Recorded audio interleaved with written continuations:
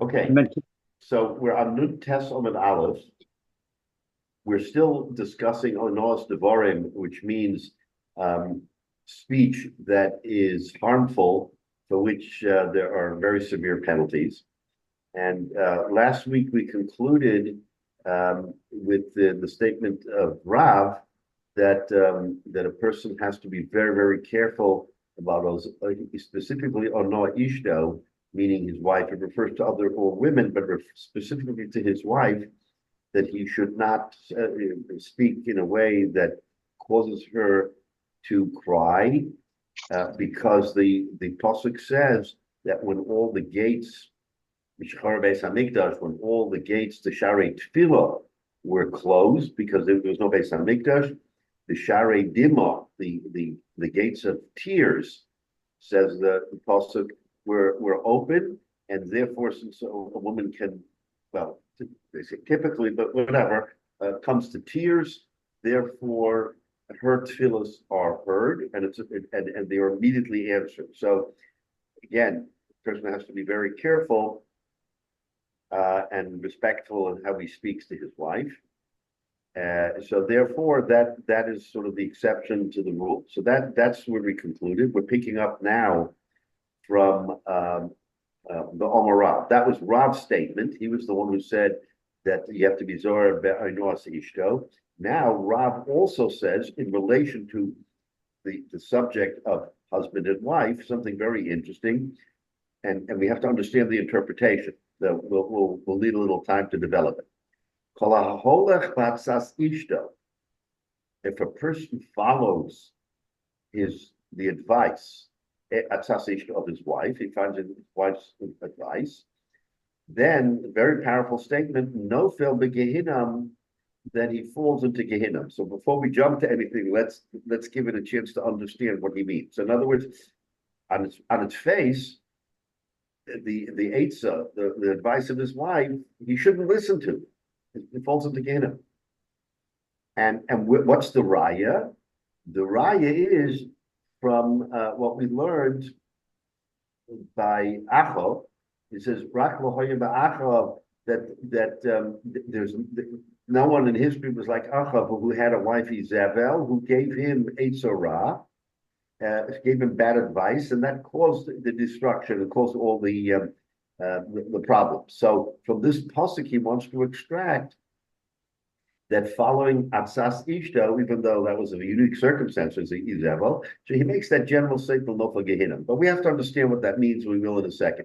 But that's Rav's posture. So on the one hand, he says you have to be very careful to not speak crossly Nos Ishto, and then he comes and says that all of what's Ishto, yeah, no for big head. All right, correct the Gemara. So this is now the Amalei of a Papa Abaya. The Papa asks a question on what Rav just says. How can Rav say that Kolaholach Batzas Ishto, Naful Begehenim, for Amre Inchi?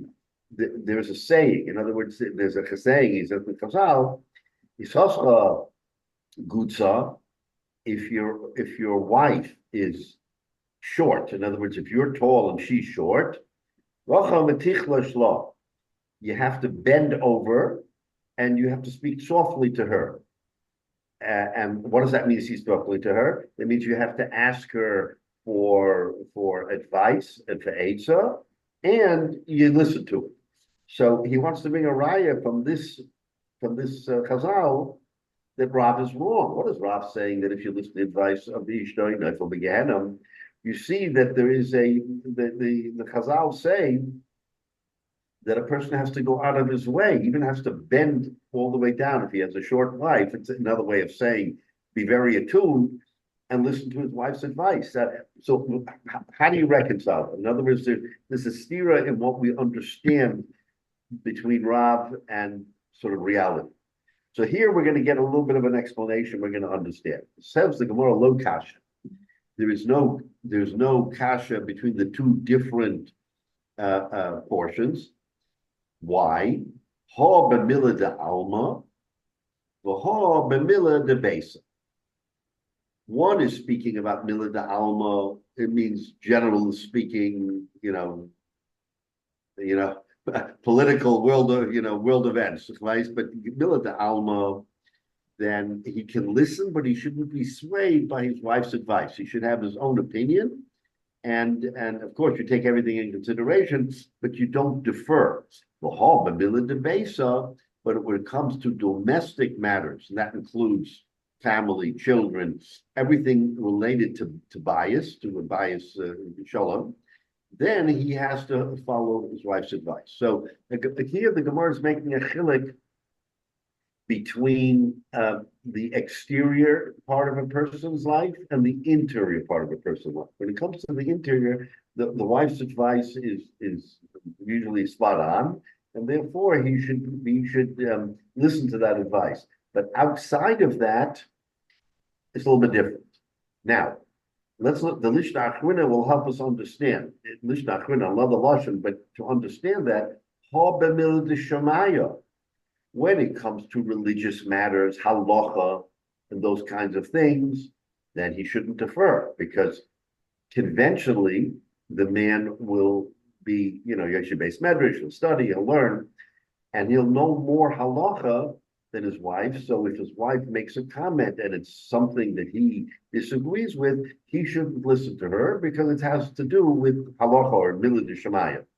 Well, hoba milah d'alma. But now, look at the lashon. The first lashon was hoba milah d'alma. We said that a man should not listen. Here we're saying that the milah d'alma, of things other than milah d'shamayim, he should listen. So I think it's a little bit of an interpretation here, is that of course you listen to your wife, and sometimes it's a shutfis and you make decisions together, or you defer. But he says when it comes to milah d'shamaya, then he shouldn't listen. That's shot in Rav, when Rav says that's what he's referring to. That when it comes to halacha matters, and you follow your wife's advice, which is against halacha, it doesn't always happen, but let's say she says something and she's very adamant and happens not to be following the halacha, then nofel beganim, then you fall into sort of gehanim, you fall into a bad situation. So that's really the pshat in that distinction.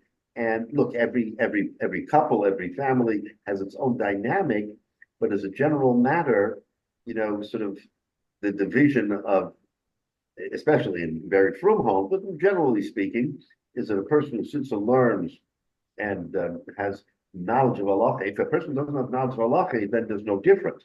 Then they have to, figure it out or ask a rav or whatever. But oftentimes the husband has the answer because he's learned. That he should not defer, but with everything else, he should defer. So that's an interesting interpretation of what Rav says. Sometimes on the face of it, you get very nefel gehenna. That's you react very negatively. But once you understand what it means, then it's not such a dramatic statement. It means that you have to follow halakha, and if the husband doesn't know, he also has to be shoalei. So he has to ask. But let's say that he does know because he's learned, then he shouldn't follow. He should follow his own understanding and not follow the understanding of his wife. So, again, this whole Agadata, which is again it's mystical. It's hard to really understand the depths of what the Gemara is saying. But for our purposes, we see that the Gemara does have a roadmap for how a person should treat his wife and how domestic life in a Jewish home should unfold. That there should be, different division of labor, or different strengths between a family. And while things should always sort of work harmoniously, there are some times when it does not. So in some cases, the husband doesn't defer, and in some cases, he does defer. So that's sort of a rough roadmap of how we should live our lives. All right, very interesting. Now, so with this sort of aside, now we're going to go back to the whole Indian of, so this was just a particular Anos Devarim dealing with a wife. But now we were talking about Anos Devarim generally, about how one should be careful with what he says to another person. Says the Gemara, Rav Hizda, Kol ha'shorim nigolim chutz misharei oino. again, very profound statement that, again, going back to what we said in the Shachar Beis Hamikdash, in the time of the Beis Hamikdash, all tefillos were mekubal.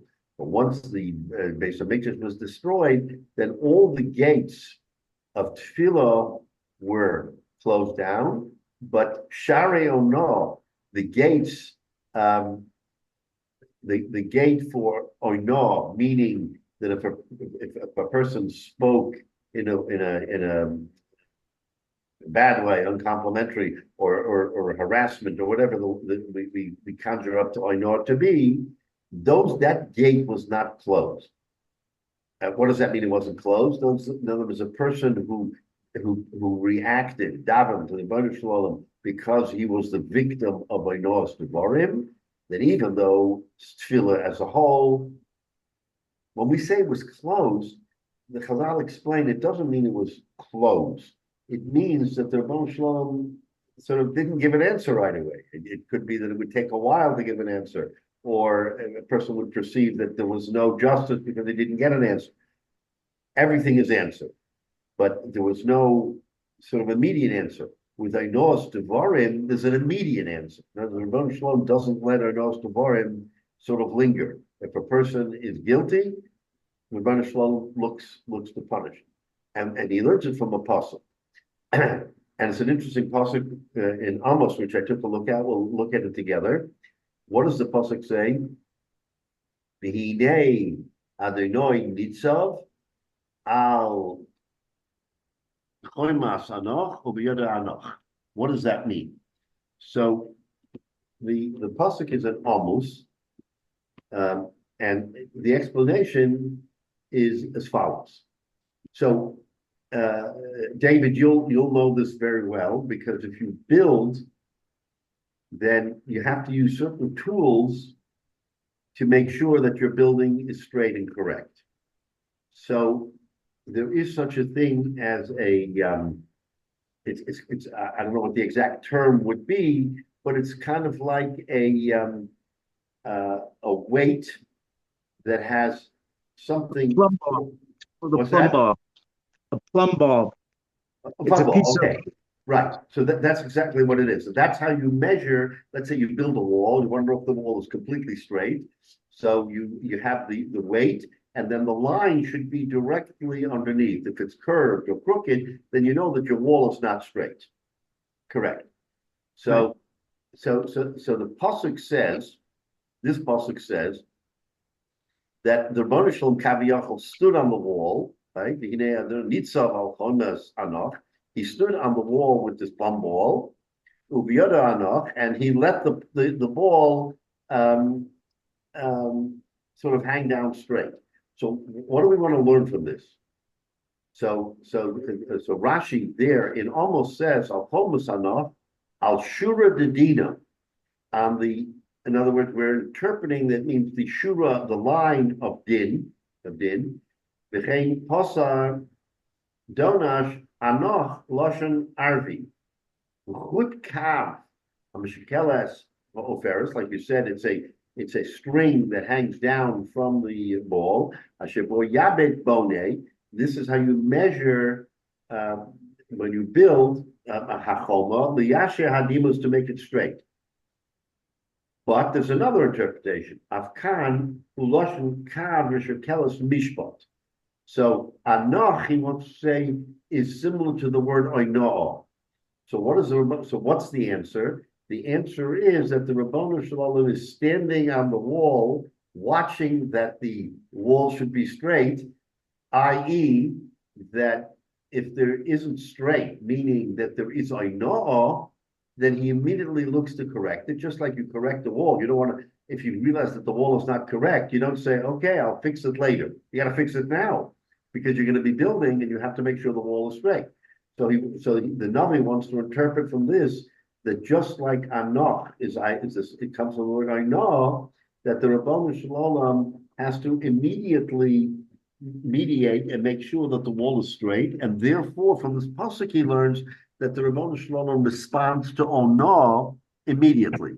That's how he wants to make. I mean, we wouldn't be able to make that interpretation. But the Navi is saying that this is what the Rebbeinu Shalom means. He says that I'm there as with a watchful eye, and if someone commits Ainah, I'm there right away, just like I would be for Anach, for the wall, to make sure it's straight. I want to make sure it's straight. I want to make sure everything is that there's proper retribution, or that there's a proper punishment immediately, so that so from here he learns that the gates of Ainah, the Sharei Ainah, are open because Rebbeinu Shalom is kind of on the wall, and he's watchful. It's an interesting interpretation from the pasuk, but that's Rav Chisda's chiddush. That right away it has to be done, and even further to understand this, Amar Rabbi Lazar, a kol nifra b'yedei shaliach. When it comes to other averis, other sins, other events, the Rebbeinu Shalom Kaviyachol does not directly get involved. He does it through a malach, through a shaliach, and the shaliach is the one who metes out the punishment. Chutz me'oino, except for oino, the Rebbeinu Shalom doesn't delegate. Ubiyada anach, meaning in his hand is that plumb line is stated, and it's a he himself, the Rebbeinu Shalom Kaviyachol, answered. So again, this is all, Sisrei Torah. We don't fully understand what is going on here with Agadah, but enough for us to understand how powerful is the Avera of Oinah, that the Rebbeinu Shalom is there, and he himself will not delegate the punishment, and he'll mete out the punishment right away. Again, when we say Shari Tefillah is closed, it means closed to immediate response, not closed in the long term. But when it comes to Ainah, then it's immediate. So it's a warning to us that how careful we have to be with Ainah and Os Devarim, that we should not fall Chas v'Shalom into this situation. Again, just a perspective on how this works. Again, so now that we're talking about Oinah and the punishments for Oinah, so the Gemara goes on, Amar Rabba Vahu, Gimel, three things, Eina Pargod Nigel B'fneihem. In other words, again, in Chazal, we say that there is a sort of a curtain, a mystical curtain that the Rebbeinu Shalom has to the rest of the world, and that curtain, as we would say, prevents the Rebbeinu Shalom from directly punishing, because it's through this maze of a curtain. So, and that falls in line with what we said before, is that the Rebbeinu Shalom, the pasuk says that the Rebbeinu Shalom hakol nifra b'dei shaliach, that it's not the Rebbeinu Shalom Kaviyachol himself, it's through a shaliach. Rabbi Hyatt cast it in a slightly different light, and he said three things the pargud nigel b'fneihem. There are three things for which the curtain doesn't fall, meaning they are within the direct purview of the Rebbeinu Shalom, not through a shaliach, not through the curtain, not through sort of a haze. What are those three things? So the first one is Ainah, which we've been talking about. That Ainah is not, there's no pargud, there's no curtain between the Rebbeinu Shalom and Ainah. The Gazel, and someone who's a Gazlan, V'avodah Zarah, and Avodah Zarah. So those are three things. It's kind of interesting, because we know that of the three cardinal sins, the Avodah Zarah is one, but there's also Gilui Arayos and Shfichus Damim. Where are they in this parsha? The teretz is that they're all very bad, but even among the three of the cardinal, of the principal Averis, only Avodah Zarah is included in this interpretation of the pargud, meaning that with the other two, of course, the Rebbeinu Shalom punishes, but it's not the same as Avodah Zarah. There is a distinction there, and again, it's difficult for us to fully understand, why one is worse than the other, or why one punishment, Chas v'Shalom, a person who is Shvichas Damim, he killed somebody. That to me is the ultimate avera. You killed somebody. I mean, you took a life, and that life was precious to Rebbeinu Shalom, to everybody else. But nevertheless, this is Rav says that in this vein, the pargud does not fall for Oino, Gezel, and Avodah Zarah. And he's going to bring a raya. Oino, Dixivim Yado Anoch. So from this pasuk in almost that we read before, Ono is included because the Rebbe stands on the wall and he guards the wall. So just like he guards the wall to make sure the wall is straight, he guards the wall so that I know should be punished severely and immediately. Same pasuk.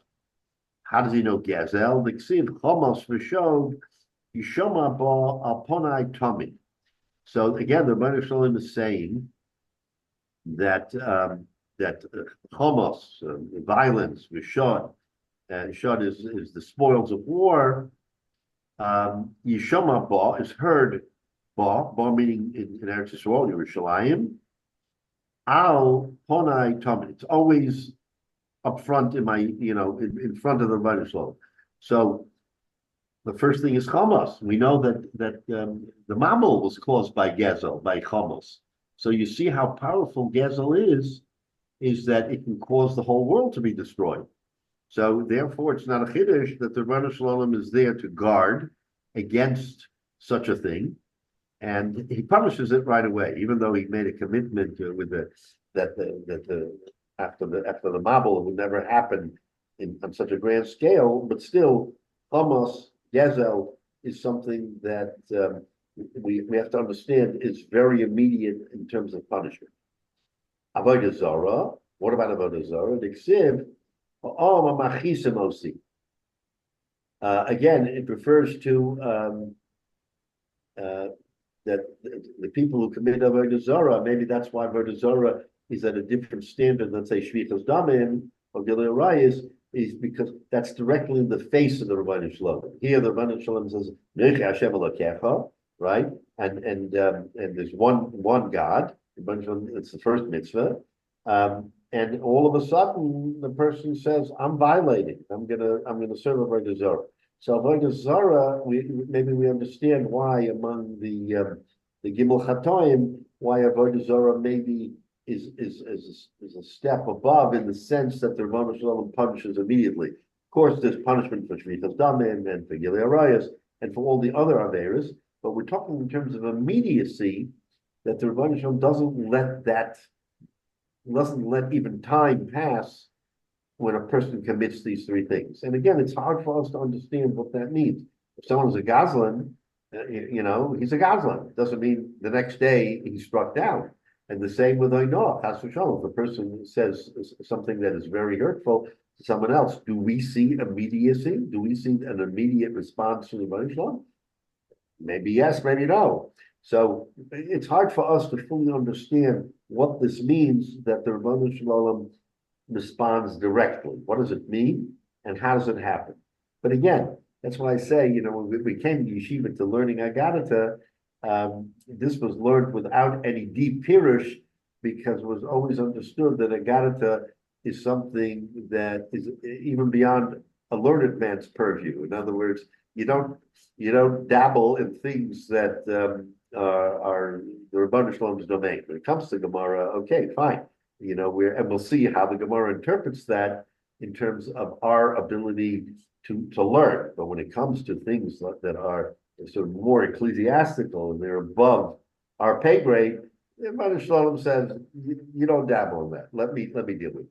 Rabbi, It's good to understand this Gemara or all of these things, because again, we're talking about Ono, and if there's such a depth of discussion about, just like we had Onos Mammon, but here Onos Devarim, don't take that lightly. In other words, that's the upshot of all of this Gemara, is that Onos Devarim is something you all have to take to heart. And again, it goes into Lashon Hara and all these other things, because the power of Dibur is stronger than power of the Yad, of Mulchama, whatever. The power of Dibur is something that is more destructive, and a person has to be very, very careful that you have to guard against saying things that are hurtful. And if a person has a havamina, if it's hurtful, don't say it. Sometimes we sort of knee-jerk reaction, say things, and then we have charata for saying them. So the lesson here is bite your tongue and think 3 times before you respond or before you say something. Yeah. Rabbi, we learned before, I mean, uh, through Ona, if you're embarrassing someone, you can't take it back. Right. It's done, and there's no way to erase that happening. Which is why the Gemara says that a Noah's Devarim is worse than a Noah's Mammon, which you can repatriate. Right. So my question is, and now putting it on the same um, keel with Avodah Zarah and Gezel. Yep. Is there a way to atone? I mean, we learned before, I think, that there was no way to atone for honor of embarrassment of a person. Right. So is there any antidote that one can use, for seeking, tshuva and correcting one's way? It's still not enough to undo that decree? How about a personal apology? A apology in front of. But the thing is, you can't apologize, but you can't take away the impact of when that originally happened, even if you did it publicly. And so that's what I'm trying to figure out. Is it a punishment that you can avert, or is there a way to? Well, let's look at Avodah Zarah for a minute. I mean, once you've committed Avodah Zarah, you've committed it. You can't. Well, the same thing with embarrassing a person. You can't, But you still can do tshuva. You still can try to do tshuva and regret and say I made a mistake. The same with Gezel. If you were a Goslin, then what do? I mean, yes, you can repatriate. You sort of repay, but that doesn't take the place of the. And remember, Gezel is a violent act as opposed to Geneva, which is not a violent act. So with Gezel, it's sort of like armed robbery versus, stealth or, without harm. So the question is, I know if you've said it, how do you undo it? Well, the Torah says, of course, you can't undo it. But at the end of the day, if a person is remorseful and really does tshuva, then even I know. I mean, there's virtually nothing that the Rebbeinu Shalom won't accept a person's repentance. The question is, I mean, to what degree and what will linger even after the tshuva? Because remember, tshuva is a very detailed process of trying to undo something that was done. So you have to sort of regret. You have to.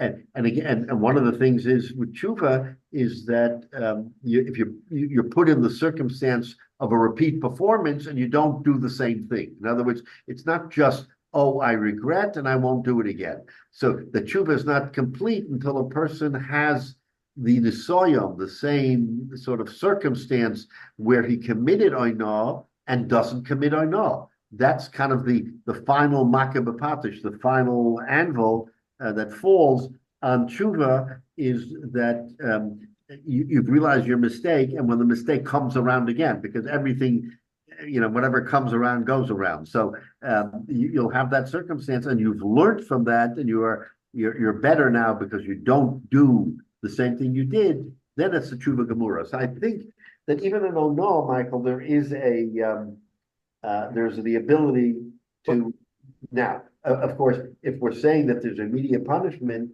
then that precludes the fact that a person might ultimately do tshuva. We don't wait to see, is he doing tshuva or not? But correct me if I'm wrong, Rabbi. Didn't King Menashe repent on his deathbed, and he had he committed avodah zarah amongst many other things?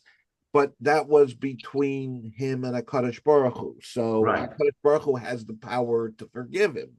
But if he does that to a person, that, even though the person has the power to forgive him, he can't take away the embarrassment that correct. Like we talked about, taking the blood away. So is from a person's face, does that weigh differently? And we're comparing three. We're comparing Gezel, which he could theoretically restore the theft Gezel is, while it's violent, it may be an act perpetrated only singularly on that one person. He cannot take away the fact that he did that, but he can restore.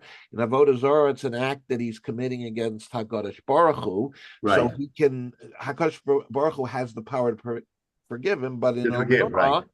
Onah, in embarrassing a person, you can never take that moment away and take what that did to that person away. So Right. in a way, isn't that worse than the other two? In a sense, you're right. It is. It is worse. But what do we say? That Yom Kippur is mechaper, but is not mechaper on Ben Odom Mechavero at Sheyafayes es Chavero until he's Matthias. In other words, he asks for tshuva, he regrets, he does everything in his power to undo. You can't undo in the sense that we say that if a person is embarrassed and the blood drains from his face, that you basically over shvichas damim. You can't undo that. Right. So In other words, there's no way to, you can't undo the act, like you said. You can't change what happened previously. And we heard that there was direct, fast retribution for that. So what I'm trying to figure out is there may be no way to do tshuva. You can be as good as you can be, and obviously we can't gauge HaKadosh Baruch Hu's evaluation of ourselves to what extent. So again, without trying to evade the question, this is what makes this discussion. I got it so deeply, so deep in terms of our understanding, because your question is well placed. If we're saying that the pargud is not lifted, is lifted, that there is no separation between the Rebbeinu Shloim and these three averos, and punishing them, that certainly gives proof to the fact that that singling out these three averos, the Rebbeinu Shloim is quick to punish, right? But we do see that there is always the potential for tshuva, always the potential, whether or not. And we don't know this. If the Rebbeinu Shalom sees that a person is Matthias as Chavera and does everything possible to undo the harm, the person may forgive him. The person may say, okay, I now forgive you. Does that linger with the Rebbeinu Shalom? Is there, because it's the Rebbeinu Shalom who metes out the punishment, not the individual, does that mean that the Rebbeinu Shalom now says, I am Chaviyachal satisfied that the person has done enough to undo what he did? But you're right, we don't fully understand that, because if I know his Devarim is so severe, then why is there tshuva? Why should a person be able to repent and say, you can't undo it anymore, it's done?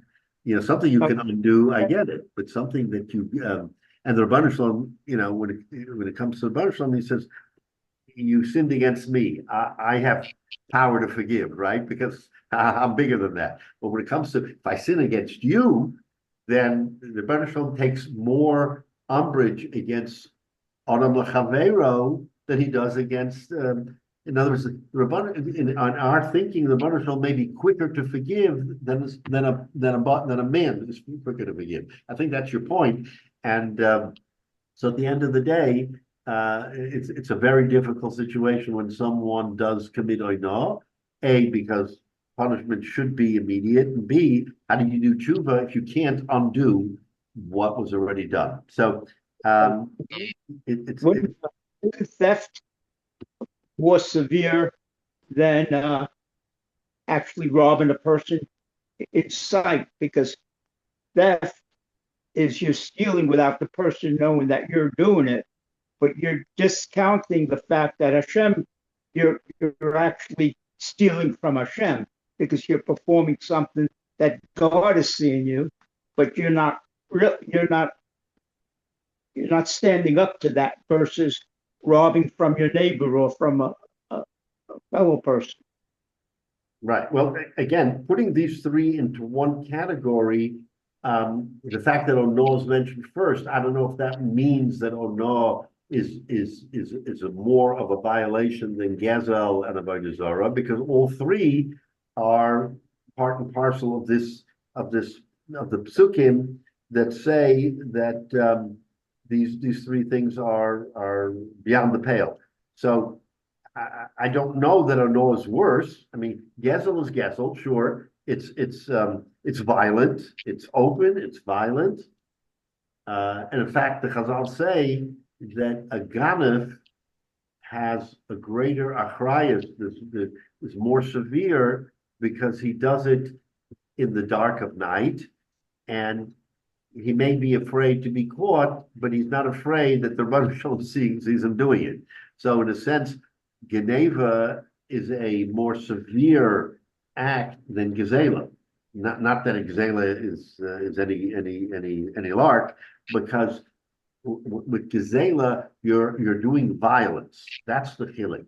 With Geneva, you're not doing violence, even though the Rebbe Shalom sees it, but you're not doing violence. With Gezel, you're literally upending the balance of the world. Chamos, which is the cause of the Mabul, is because you're brazen and you violate somebody else. So they're on the same, again, they're on the same. Oino and Gizela are both ben Adam Adam. It's between Adam Lechavera. Avodah Zarah has been Adam Lamakam. So in other words, these are all three, but they're not the same, because the Avodah Zarah, which I said before, the Rabbanu Shalom can have broader shoulders than all of us, Kaviyachal, and he can say, I forgive. But when it comes to Adam Lechavero, it's much more difficult to understand that relationship and whether you can forgive something that, let's say, was so traumatic that a person lives with it for the rest of his life. I mean, if you've embarrassed someone, and especially in public, and how does he save face? Okay, I'm sorry, I go over, I do everything I can, but the cat's out of the bag already. I mean, at that point, you've already embarrassed him and caused, say, the blood to drain from his face. That's powerful. And again, that's why I say a lot of these things we maybe can't even answer. We can't even fathom the depths of it, because there is a very strong feeling that the Rabbanu Shalom, at least on the surface, doesn't forgive these things. Ultimately, tshuva is machaper, but the Rabbanu Shalom takes great umbrage on these three things and sort of takes it personally. So whether one is worse than the other, again, you ask a good question, Michael, and David also, is the question of whether or not, is one more severe than the other? Is one, again, one is b'dei shemayim, and the other two are between basar v'dam. So you have a different sort of parallel as to what the degree of the sin is. So again, hard to understand. We can delve into it, but only to a point, because it's a little bit difficult to understand. All right. So again, the bottom line: stay away from Anah. Anah's Devarim is equated with Avodah Zarah as an example. So you know how extreme that is. It's not some, I just said a few words. No.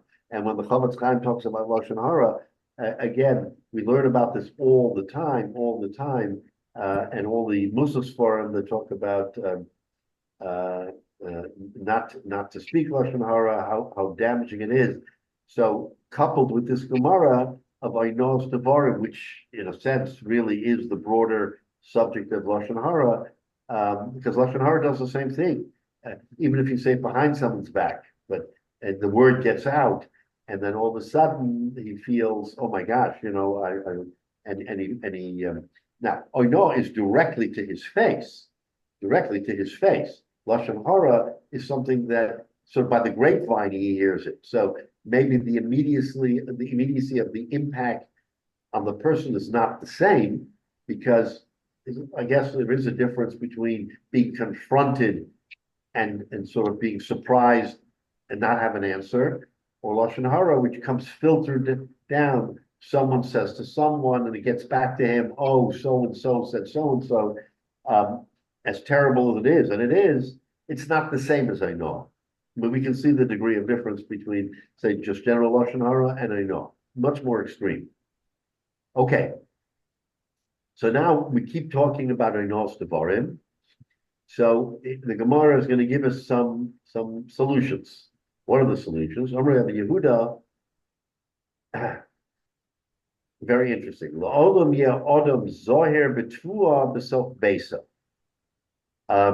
A person should be zohir. Remember, the time of the Gemara, you have to juxtapose ourselves to that time. in the time of the Gemara, he's saying a person has to be zor, has to be careful, betvua, that he should always have grain, i.e. parnasa, food, the self-besa. She'ein meruba mitsuya betof besa shel adam elala iske tevua. So listen to the perception that machloikis within a family or within a household usually was because of matters dealing with sustenance. I mean, I don't know statistically, but one would say that quarrels, domestic quarrels, very often start with an inadequate amount of money or the inability to feed yourself, which can lead to stealing, to violence, et cetera, et cetera. So again, what the Gemara is telling us is really the kernel of truth is that if a person doesn't have the support, the means, that can lead to terrible things. So the achlais is always to have the ability to have enough so that you should feed yourself. Shenemar, how do we know? Because the pasuk says in Tehillim, what does it say? Hasam gevulach shalom chelev chitum yaspieh.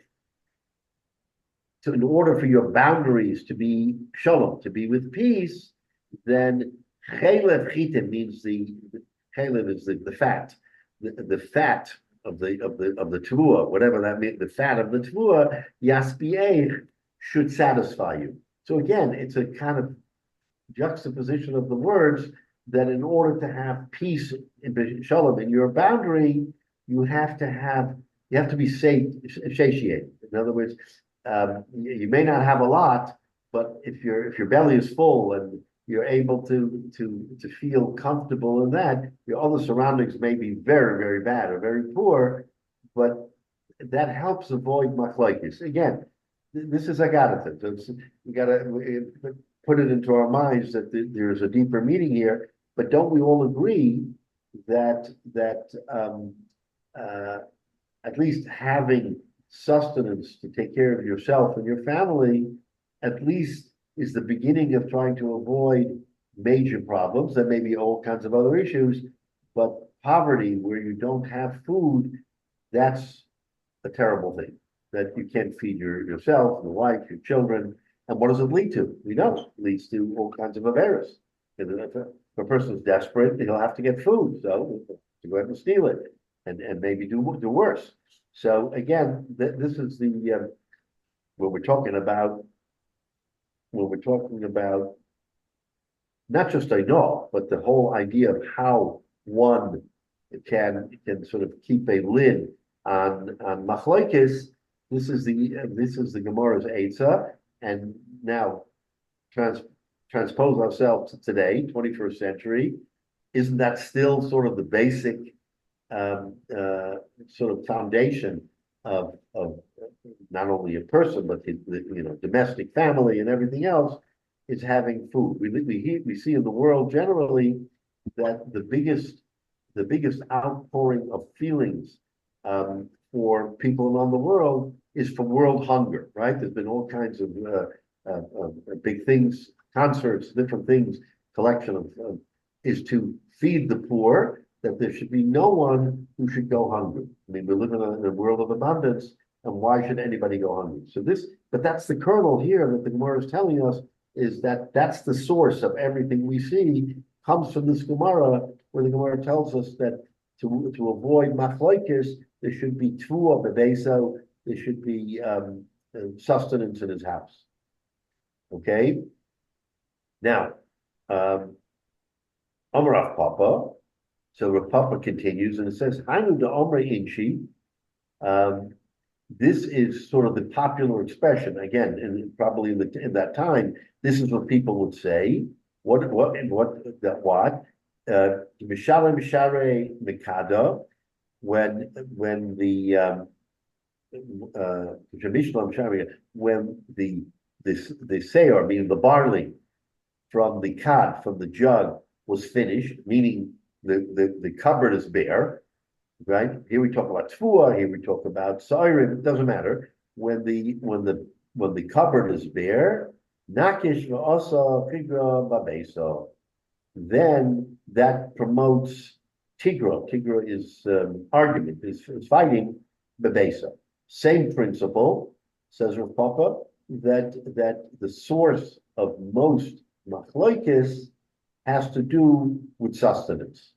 And I think we can agree. I mean, it's one thing to have the largesse and to have wealth, but that comes okay. But if you don't have the basic sustenance, that is what created wars and created maflokes, both on a national scale and on a personal domestic scale. So Gemara is giving us a word to the wise. What is the word to the wise? Always make sure at minimum that you have two of the beso, and we see from the Tanoim and from all of the Tanoim Amoraim that many of them worked, right? Even though they could sit and learn a whole day, but they took part of the day to work, even whatever labor they could get, in order to have enough just to feed their homes. It's a big musahaskil to us.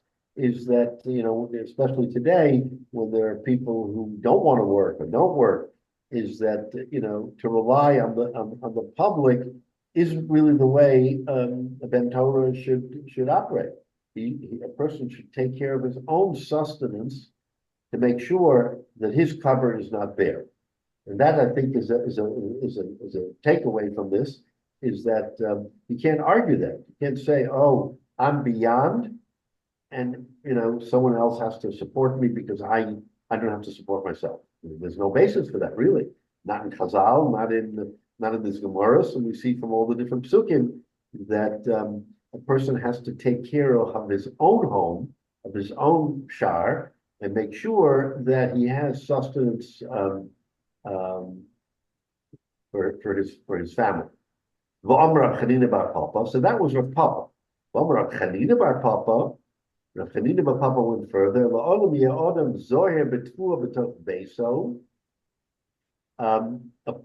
With the same concept, a person should always have tvua, food, b'toch beso. Shlo nikra Yisrael dalim ela iske tvua.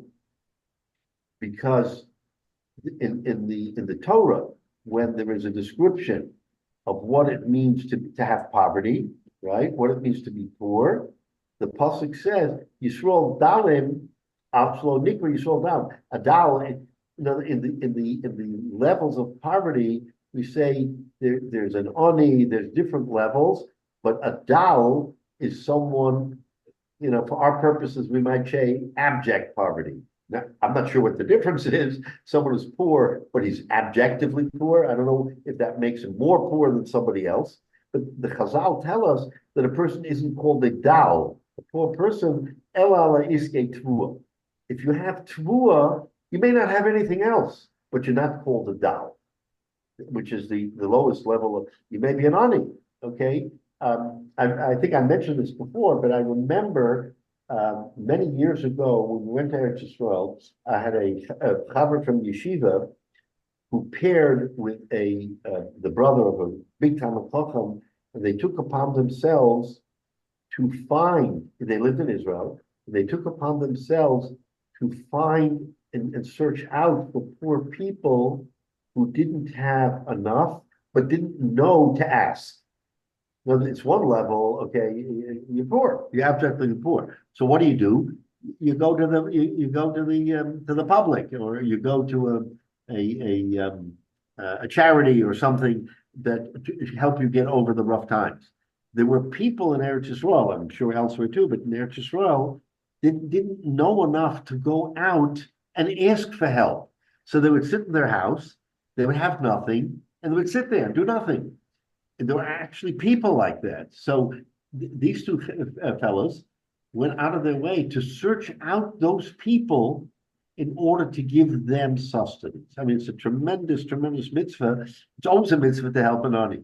But if a person can't help themselves, maybe they were maybe they weren't mentally stable, or they didn't know there was such a thing as the public charity where you could go at least to get a cup of soup or a piece of bread or something like that, which is what are the soup kitchens, the different things that we've created is to help people. So a person who was a dal, meaning he was down on his luck, he was at the very bottom of the barrel, then they would take care of those. So you see from this pasuk that having sustenance enough just to keep stay afloat is something that we emphasize again and again. There's psukim to that effect. And how do we know this? Shenamar, the juxtaposition of several different psukim.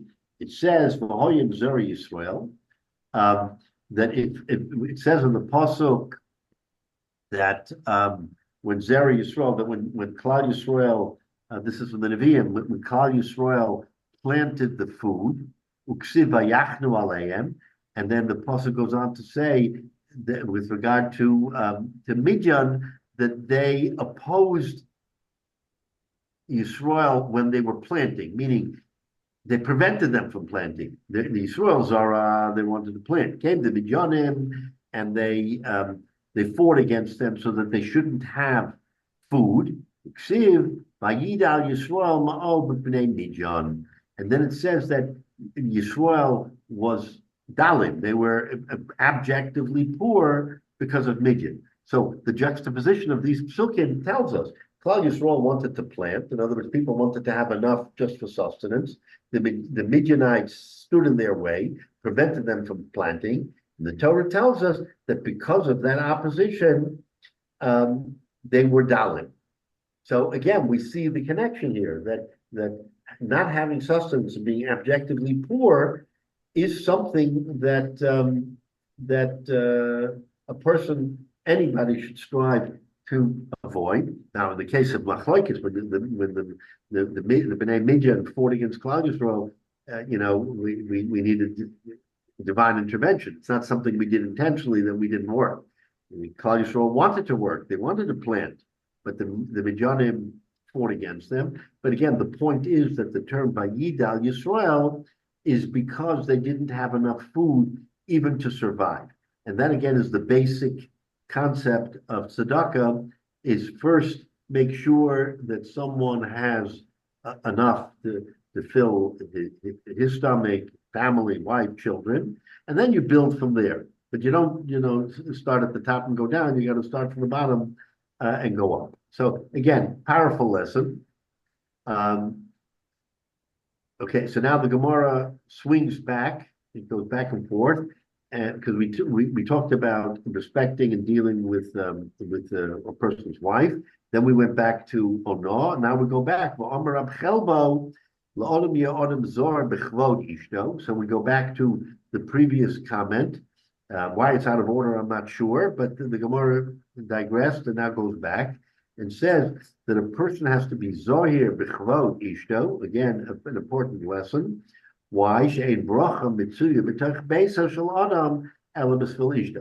we talked about before that a person should listen to his wife and it goes together. And then we said, what does that mean? It means that certain things a person should not listen because it has to do with mitzvahs and other things that he's more well versed, as opposed to household or other things where he should listen. Clearly, you have to listen. The question is, there are some things where your eitzah, your advice, your opinion should be, you could listen, but your opinion should be the final word. Here, he goes ahead and says that the respect a person has to have is she'ein bracha mitzuyah b'toch beiso shel adam. Now, look at the emphasis b'toch beiso shel adam b'shvil ishto, because the bracha that a person has in each household is because of his wife. Again, the focus is on Beso, which we said before was the chilik. When Rav said his opinion, it meant that anything related to Beso or even beyond should be the purview of the wife, and then Torah mitzvah should be the purview of the husband. But here we see that the bracha only comes because of Ishto.